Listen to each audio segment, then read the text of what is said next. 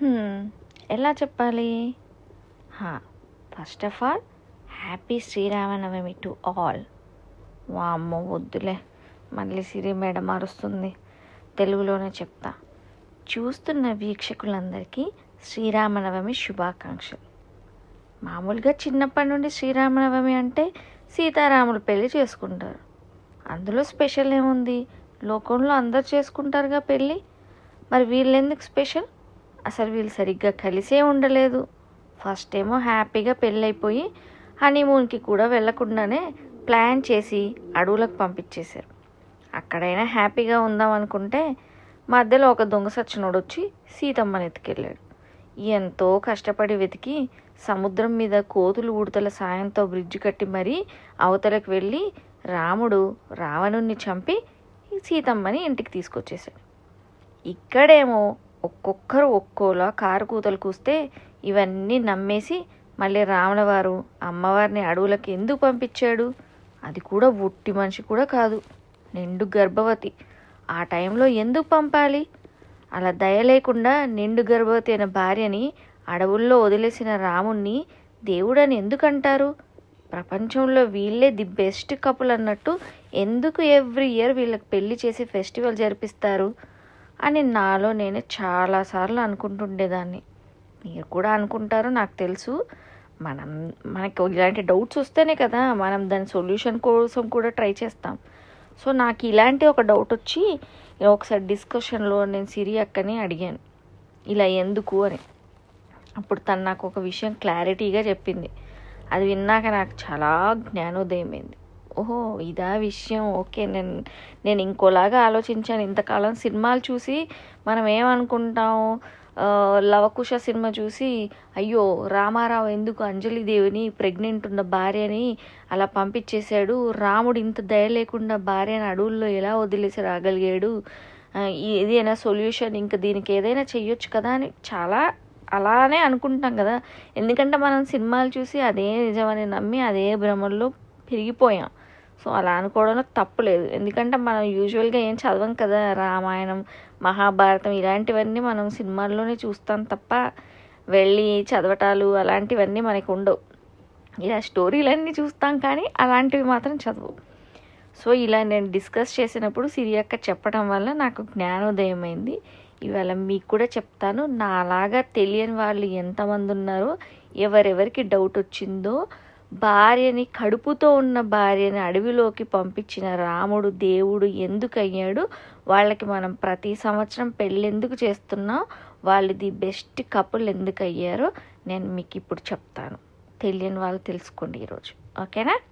సరే, first thing, ఎవడో ఒక మూర్ఖుడు ఎవరో అయ్యుండొచ్చు, ఎవరైనా అయ్యుండొచ్చు. సినిమాల్లో అయితే చాకలివాడని చూపించారు, కానీ అది ఎంతవరకు కరెక్టో మనకి తెలియదు. అది జస్ట్ వాళ్ళ మూవీలో ఫన్ కోసం అలా చూపించారు. బట్ అది ఎంతవరకు అలా మనకు తెలీదు. బట్ ఒక మూర్ఖుడు అని అయితే మనం అనుకుందాం. సో ఎవడో ఒక మూర్ఖుడు తన వైఫ్ని ఇలా అన్నాడని అడవులోకి పంపలేదు. ఒక రాజుగా తన రాజ్యంలో ప్రజలు ఏమనుకుంటున్నారో తెలుసుకోవడానికి ఈ రాముల వారంట ఎవ్రీ టైమ్ కొంతమంది గూఢచారులను పెట్టించేసి వాళ్ళని పిలిపించేసి రాజ్యంలో ఏం జరుగుతుంది అంటే ప్రజలకి మనం ప్లాన్ చేసినవన్నీ వాళ్ళకి అందుతున్నాయా, సబ్సిడీస్, వాళ్ళకి మంచిగా అందరూ హ్యాపీగా ఉన్నారా, ఏమన్నా ఫుడ్కి కానీ ఇంకేదైనా విషయానికి కానీ లోటు ఏం లేదు కదా అని తెలుసుకుంటుండే వాళ్ళంట. అలా ఒక్కసారి తెలుసుకోవడానికి పిలిచినప్పుడు ఈవిడ్ని ఏ రోజైతే పంపించారో అడవులకి సీతమ్మ వారిని, ఆ ముందు అంట ఆ రాయబారుల్ని వాళ్ళని గూఢచారుని పిలిపించినప్పుడు అందులో ఒక గూఢచారితో మాట్లాడుతున్నప్పుడు ఆయన చెప్పారంట, స్వామి ఇలా రాజ్యంలో ఎక్కడ పడితే అక్కడ మనం ఇప్పుడు చౌరస్తాలు అంటాం కదా, అప్పట్లో కూడలి అని సంథింగ్ అలా పిలిచేవాళ్ళు అనుకుంటా. ఆ ప్లేసుల్లో కూర్చొని మాట్లాడుకుంటున్నారు, అమ్మవారి గురించి తప్పుగా మాట్లాడుకుంటున్నారు. 11 నెలలు 10 నెలలు 11 నెలలు రావణుని దగ్గర ఉన్న సీతమ్మని తీసుకొచ్చి రాముడు ఇలా పెట్టుకున్నాడు, ఆవిడ మనకు రానా, ఇలా తప్పు కారు కూతలన్నీ కూస్తున్నారు. ఇక తెలుసు కదా అప్పటి నుంచే ఉందన్నమాట ఇలాంటివన్నీ గాసిప్స్ మాట్లాడుకోవడం. సో అలా మాట్లాడుకుంటున్నారు స్వామి అని ఆ గూఢాచారి వచ్చి చెప్తే ఆయన ఒక్కటి చెప్పిందే నమ్మకుండా ఈయన రాముల వారు వేరే వాళ్ళని కూడా ఇంకా పిలిపించి అందరి దగ్గర కనుక్కుంటే అందరు అలాగే చెప్పారట. అవును స్వామి, అందరు అలాగే మాట్లాడుకుంటున్నారు, నిజమే, అమ్మ గురించి తప్పుగా మాట్లాడుకుంటున్నారు అని చెప్పారట. ఇప్పుడు వాళ్ళందరూ కూడా అలాగే చెప్పారు. తర్వాత ఈయన ఫస్ట్ ఒక ఆయన కాకుండా వీళ్ళందరూ చెప్పడం వల్ల రాముడు సీతాదేవిని అడవులకి పంపించాడు నెక్స్ట్ డే. అలానే ఎందుకు చేయాలి అంటే వాళ్ళు ఎవరో తప్పుగా మాట్లాడారని భార్యని అడవుల్లోకి పంపించారు. అలానే ఎందుకు పంపించాలి అడవిలోకి? నా పిల్లాన్ని తప్పుగా అంటారా అని వాళ్ళందరినీ ఒకేసారి నరికేస్తే పోతుందిగా, అంతే కదా. రాముడు రాజు కదా, ఆయన భార్యను ఎవరైనా తప్పుగా అంటే ఆయన నరికేస్తే పోతుందిగా. మరి అలా నరికేసుకుంటూ వెళ్ళిపోతుంది రామరాజ్యం ఎందుకు అవుతుంది? రాముడు దేవుడు ఎందుకు అవుతాడు? అలా అనే అడవులకే పంపించాలా? కావాలంటే మళ్ళీ అమ్మని ఇంకోసారి అందరి ముందు అగ్నిప్రవేశం చేయించొచ్చుగా అని కూడా మనకి డౌట్ వస్తుంది. అలా ఎలా అవుతుంది? అప్పుడంటే ఆవిడ ఒక్కతే ఉంది. సో రావణుని దగ్గర నుంచి తీసుకొని వచ్చేటప్పుడు ఆవిడ చేత అగ్నిప్రవేశం చేయించారు. ఇక్కడ వరకు బాగానే ఉంది. మరి ఇప్పుడు అగ్నిప్రవేశం చేయించాలంటే ఆవిడ ఒక్కతే కాదు కదా, ఆవిడ ప్రెగ్నెంట్ ఉంది, ఆవిడ కడుపులో 2 పిల్లలు ఉన్నారు. ఆవిడని ఎలా అగ్నిప్రవేశం చేయిస్తారు? వీళ్ళందరికీ ఏంటంటే రాముడు మంచి రాజ్యం, రామరాజ్యంలో రాముడు ప్రజలందరినీ మంచిగా చూసుకుంటున్నాడు కదా, వాళ్ళకి ఆ సుఖశాంతులన్నీ ఎక్కువైపోయి అన్ని సబ్సిడీస్ బాగా దొరికి హ్యాపీగా ఉండి చేయడానికి ఏం పనిలేక మాట్లాడుకోవడానికి ఏం లేకుండా విచక్షణ లేకుండా బుద్ధి లేకుండా వాళ్ళందరూ తప్పు కూతలన్నీ వాగారు. సరే, వాళ్ళకి వచ్చాయనుకోండి ఇలాంటి బుద్ధుడు, ఎవడు ఏమనుకుంటే నాకేంటి, నా పెళ్ళాం గురించి నాకు తెలుసు అని ఎక్కడికి వెళ్లకుండా ఇంట్లోనే పెట్టుకోవచ్చుగా, అడవులకెందుకు పంపించడం? మరి ఇప్పుడు రాజ్యం మొత్తం చెత్తగా వాగుతున్నారు. కొన్నాళ్ళకి ఆ విషయం రాజమందిరంలోకి కూడా పాకుతుంది. అప్పుడు కడుపుతో ఉన్న సీతమ్మకు ఇవన్నీ తెలిసిపోతే ఎలా? ఆమె బాధపడిపోతుంది కదా. ఆమె బాధపడితే ఆమె కడుపులో ఉన్న పిల్లలు కూడా బాధపడతారు కదా. రేపు వాళ్ళు పుట్టి ఈ రాజ్యానికి రాజులు కావాల్సిన వాళ్ళు. అలాంటి వాళ్ళకి వాళ్ళ అమ్మ ఇలా బాధపడుతుందని తెలిస్తే వాళ్ళకి కూడా ఆ బాధే కదా. అలాంటి వాతావరణంలో పుట్టిన పిల్లలకు అది మంచిదా? అందుకని రాముడు ఇది కూడా ఒక పాయింట్ ఆలోచించాడు. సరే, అందుకే ఇక్కడ వద్దు అని అడవులకు పంపుతాడా అని అడుగుతారేమో. యాక్చువల్లీ ఆమెను అడవుల్లో వదిలేయలేదు. అంతకు ముందు రోజే ఆమె ఆశ్రమంకి వెళ్దాము అది. సో ఆమె ఇక్కడ ఇంకొక స్టోరీ కూడా నేను చెప్పడం మర్చిపోయాను. నాకు సిరియాకి ఇంకొక స్టోరీ చెప్పింది.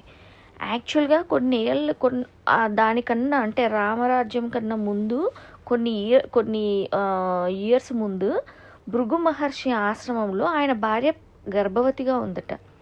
ఆవిడ గర్భవతిగా ఉన్నప్పుడు కొంతమంది రాక్షసులు ఆశ్రమం కోసం వచ్చారట. అమ్మ, మాకు ఆశ్రయం కావాలి, మీ ఆశ్రమంలో మేము తల దాచుకోవాలనుకుంటున్నామని రాక్షసులు వచ్చారట. ఆవిడ తల్లి మనసు, రాక్షసులు అడుగుతున్నారు వాళ్ళని పెట్టుకోవాలా పెట్టుకోవద్దా అనేది ఆవిడేమీ ఆలోచించకుండా ఆవిడేం చేసింది, ఓకే అని వాళ్ళందరి ఆశ్రమంలో పెట్టింది. ఆ టైంలో భృగు మహర్షి లేరు. సో ఆ టైంలో ఏంటంటే ఈ రాక్షసులందరూ ఇక్కడ ఉంటున్నారని తెలిసి విష్ణుమూర్తి ఎక్కడెక్కడనో రాక్షసుల సంహారం చేసుకుంటూ ఈ ఆశ్రమంకి కూడా వచ్చారు. భృగు మహర్షి ఆశ్రమం వచ్చి ఇక్కడున్న రాక్షసులను కూడా చంపడానికి చూస్తున్నప్పుడు ఈవిడ అడ్డు తగిలి, స్వామి నేను వీళ్ళందరికీ కాపు కాస్తున్నాను, వాళ్ళకి నేను ఆశ్రయం ఇచ్చాను, వాళ్ళని మీరు నా ముందే చంపొద్దు అని అడిగితే ఆవిడ అలా చెప్పిందంట, అడ్డు చెప్పిందంట. కానీ రాముడు, లేదమ్మా నేను ఇలా వదిలేయలేను, నేను వాళ్ళ రాక్షసులు, లోకానికి మంచిది కాదమ్మా, మిగిలిన ప్రజలకి ఇది అవుతుంది, మీరు అడ్డు తప్పుకోండి, నేను వాళ్ళని సంహరించాలంటే ఈవిడ ససేమిరా అందంట. అయితే విష్ణుమూర్తి ఏం చేశారంటే లోక సంరక్షణ కోసం ఫస్ట్ సుదర్శన చక్రం తీసుకొని ఈ భృగు మహర్షి భార్యని చంపాడంట. ఆవిడ శిరస్సుని ఆయన ఉద్ధారణ చేశారట. ఆ టైంలో భృగు మహర్షి అక్కడికి వచ్చి ఆయన చూసి, నా భార్యనే ఇలా చేసావా, నీకు కూడా కొన్ని సంవత్సరాలు నీ భార్య వియోగం జరుగుతుంది అని శపించారంట. అందుకనే అప్పుడు మరి రావణుడు ఆల్రెడీ ఎత్తుకుపోయాడు కదా, 11 నెలలు అయిపోయింది కదా అంటారేమో. అది కొంతకాలమే కదా, కానీ ఈయన శాపం ఏంటంటే చాలా సంవత్సరాలు నువ్వు నీ భార్యకి దూరంగా ఉంటావని శాపం ఇచ్చారంట.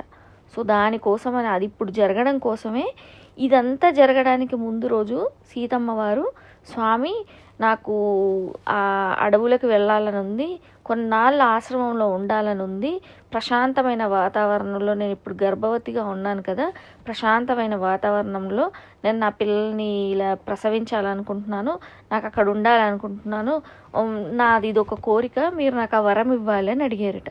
రాముల వారు ఇదంతా జరుగుతుందని తెలియకముందు ఆయన ఆవిడకి మాట ఇచ్చారు.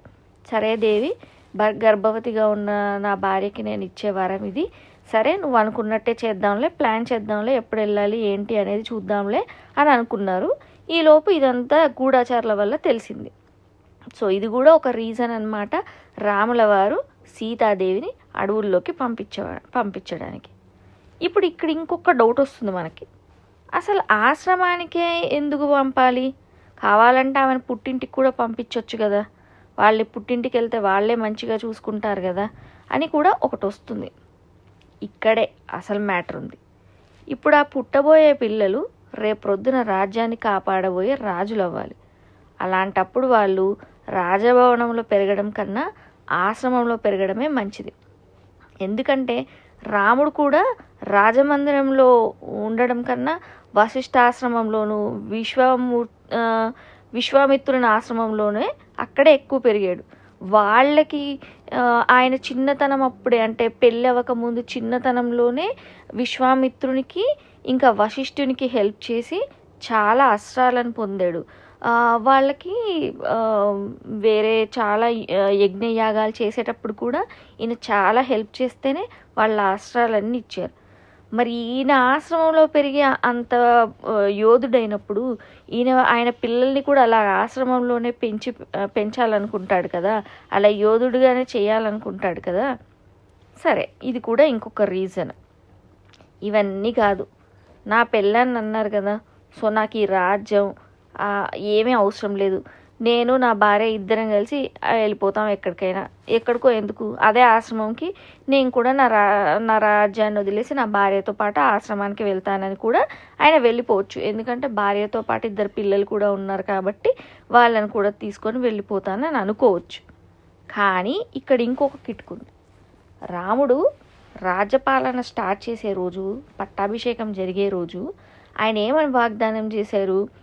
నేను నా స్వార్థం చూసుకోను, నా అవసరాలను అన్నింటినీ వదిలేసి నా ప్రజలని నేను సంతోషంగా చూసుకుంటాను, వాళ్ళకి నేను రామరాజ్యాన్ని అందిస్తాను, నేను వాళ్ళకి ఎలాంటి కష్టం రాకుండా చూసుకుంటానని ఆయన ప్రమాణం చేశాడు. ఇప్పుడు నేను ఏ స్వార్థం లేకుండా చూసుకుంటానని చెప్పినప్పుడు ప్రజలందరినీ వదిలేసి, వీళ్ళ రాజ్యాన్ని వదిలేసి, ప్రజలందరినీ వదిలేసి, భార్య వెళ్ళిపోతుంది కదా, నా భార్యని అన్నారు, సో నేను ఆమెను పంపిస్తున్నాను, సో నేను కూడా ఆవిడతో వెళ్ళిపోతాను అనుకుంటే అప్పుడు అది రామరాజ్యం ఎలా అవుతుంది? రాముడు దేవుడు ఎలా అవుతాడు? ప్రజలందరికీ ఇచ్చిన మాట తప్పినట్టే అవుతుంది కదా. ఇక్కడ ఇంకో విషయం ఏంటంటే, అసలు లాజిక్ ఇంకొకటి ఏముందంటే, సీతమ్మ అంటే ఎవరు? సాక్షాత్తు లక్ష్మీదేవి. మరి ఈ మూర్ఖపు ప్రజలందరూ లక్ష్మీదేవిని మూర్ఖంగా మాట్లాడారు. ఎంత మూర్ఖంగా మాట్లాడారు? ఆవిడ ఎక్కడో ఉండొచ్చింది, ఆవిడని తీసుకొచ్చి ఇప్పుడు ఈయన రాజ్యంలో పెట్టుకొని రాణిని చేశాడు, మా రాణి ఎక్కడో ఉండొచ్చిన ఆవిడ, అలా తప్పుగా మాట్లాడారు కదా. అలా తప్పుగా మాట్లాడి ఇక్కడి నుంచి రాముడి చేతే ఆయన భార్యను ఆశ్రమానికి పంపించారు. అంటే మాకు లక్ష్మి అవసరం లేదు, పంపించేసేయి, నువ్వు మా రాజువి కాబట్టి మమ్మల్ని నువ్వు ఒక్కడివి ఉంటే చాలు, నువ్వు ఒక్కడివి మమ్మల్ని చూసుకుంటే చాలు, మాకు ఏ ప్రాబ్లం రాకుండా చూసుకుంటే చాలని ఈయన్ని పెట్టుకున్నారు. ఆవిడని పంపించేయమన్నారు. ఆయన పంపించారు కూడా. పంపించాక ఏమైంది? రాజ్యం అంతా కరువులో మునిగిపోయింది. ఎందుకంటే లక్ష్మీదేవి బయటికి వెళ్ళిపోయాక ఇంకా వాళ్ళ దగ్గర ఏముంటుంది? చెత్త తప్ప. మొత్తం కరువు, కాటకాలు, అసలు అంత సుభిక్షమైన రాజ్యం కాస్త అష్ట కష్టాలు పడిపోయారు. మళ్ళీ వాళ్ళందరినీ మళ్ళీ కాపాడడానికి రాముడే మళ్ళీ ఆయన ఏం చేశాడు? మళ్ళీ యాగాలు, యజ్ఞాలు అవన్నీ చేసుకుంటూ వచ్చాడు. మళ్ళీ వాటి కోసం ఏంటి? ఆ యాగాలు, యజ్ఞాలు చేయాలంటే కూడా, ఆ అశ్వమేధ యాగానికి కూడా మళ్ళీ ఆయన పక్కన భార్య ఉండాలి. ఆయన చేసుకోవాలనుకుంటే మళ్ళీ ఒక పెళ్లి చేసుకొని భార్యను పక్కన కూర్చోబెట్టుకొని ఆ యజ్ఞం అవన్నీ చెయ్యొచ్చు. కానీ రాముడు దేవుడు కదా, ఆయన అలా చెయ్యలేదు. నాకు నా భార్య ఒక్కతే ఎక్కడ ఉన్నా నేను నా భార్యనే, నా భార్య, ఇంకో మనిషి ఎవ్వరు లేరు నా జీవితంలో అని ఆయన బంగారు సీతాదేవి విగ్రహం చేయించుకొని పక్కన కూర్చోబెట్టుకొని అశ్వమేధ యాగం చేసి ఆయన మళ్ళీ రాజ్యంలో కరువు కాటకాలు రాకుండా వర్షాలు అన్నీ వచ్చి మళ్ళీ బంగారు రాజ్యం అయ్యేలాగా ఆయన అంత కష్టపడ్డారు. ఇప్పుడు ఒకటి గమనించండి, రాముడు రాజు, ఆయన కావాలంటే ఏమైనా చెయ్యొచ్చు. ఆయన ఇలానే ఎందుకు చేశాడు ఇప్పుడు మీకు అర్థమైంది కదా. అంటే భార్యను ఎందుకు అడవులకే పంపించాడు, పుట్టింటికి ఎందుకు పంపించలేదు, ఆమెతో ఈయన ఎందుకు వెళ్ళలేదు, ఇవన్నీ డౌట్లన్నీ క్లియర్ అయ్యాయి కదా, ఇప్పుడు అర్థమైంది కదా మీకు. ఒకవేళ ఇలా కాకుండా ఇంకెలా చేసినా అమ్మవారి మీద ఉన్న ఆ మచ్చ ఎప్పటికీ పోయేది కాదు.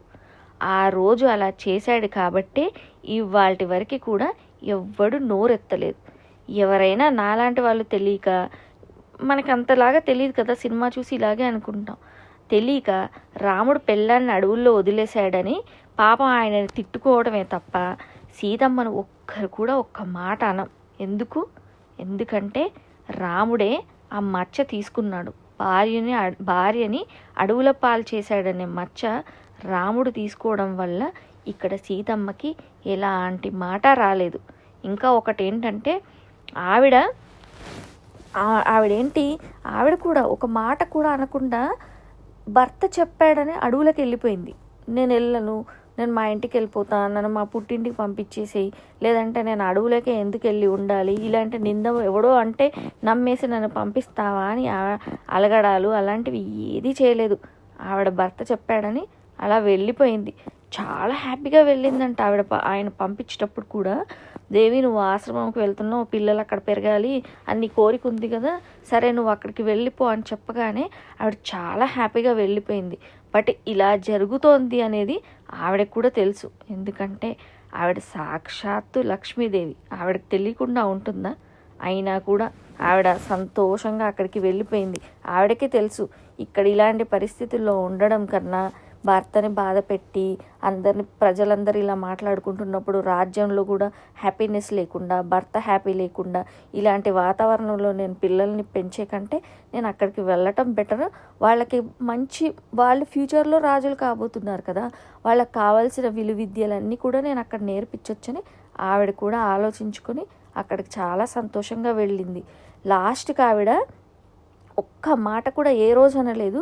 కానీ చివరికి మళ్ళీ నేను పునీతను అని నిరూపించుకోవటానికి ఆ అమ్మవారు వాళ్ళ అమ్మ ఒడిలోకే, అంటే భూదేవి లోపలికే వెళ్ళిపోయి ఆవిడ అవతారాన్ని చాలించింది.